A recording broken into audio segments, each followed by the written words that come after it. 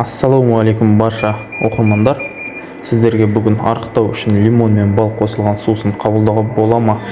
Яғни оның пайдасы қандай екенін бөлісетін боламын. Сіздер каналға тіркеліп, достарыңызбен бөлісе отырыңыздар. Сіздерге пайдалы ақпарат болады деп есептеймін. Көпшілікке бал калориялылығына байланысты артық салмақтан арылу қолайлы емес сияқты көрінеді. Бірақ бұл табиғи өнім, майлары жоқ. Ол сондай-ақ метаболизмді және майларды ыдыратуға өте қабілетті. Алынған сұйықтықтың бай құрамы тәттілерге деген құштарлықты және аштықты басуға көмектеседі. Егер сіз қатаң диетаны ұстанатын болсаңыз, лимон бал суы денені барлық пайдалы заттармен қанықтыруға көмектеседі.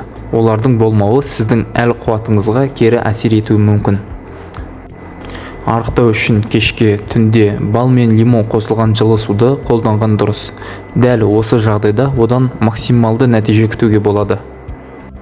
Ендігі кезекте мен сіздерге лимон балынан сусын жасау ережелерін түсіндіретін боламын. Таза бұлақ суын немесе арнайы тазартылған суды қолданған жөн. Бірақ дымқыл, қайнаған суда балдың емдік қасиеттері әлсірейді. Бірақ егер басқа жол болмаса, сіз оны пайдалана аласыз. Сусынды дайындауға арналған температура 30-40 градус шамасында. Ыстық суда балдың барлық пайдасы жоғалады, ал суық суда оны еріту қиын болады. Ал суық су ағзаға жағымсыз салдар тудыруы. Лимон жұқа терімен жақсы таңдалады және олардың хош иісі көбірек болады. Әсіресе егер сусын дайындау үшін жемістердің қабығы мен целлюлозасы пайдаланылса. Ешбір жағдайда сіз табиғи жемістерді лимон қышқылымен алмастырмаңыз. Мұндай сусынның барлық артықшылықтары бірден жоғалады. Лимонды кесу үшін керамикалық пышақтарды қолданған дұрыс, өйткені темір жеміс құрамындағы С витаминін бұзады. Сусынды ішер алдында дайындаған дұрыс, сондықтан онда барлық пайдалы элементтер жақсы сақталады.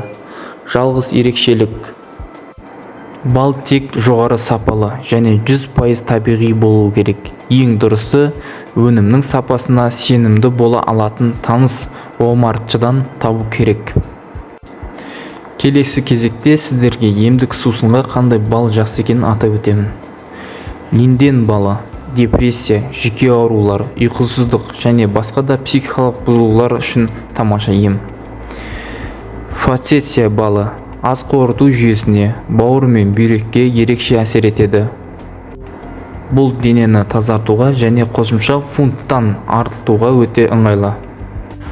Акация балы жасушалардың тез өсуіне және кез келген мүшелердің қалпына келуіне көмектеседі.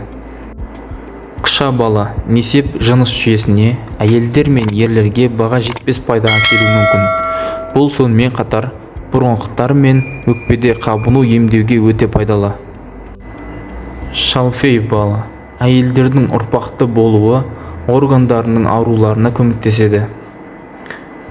Жоңышқа балы жүректі күшейтетін және қан қысымын тұрақтандыратын қасиеттерге ие.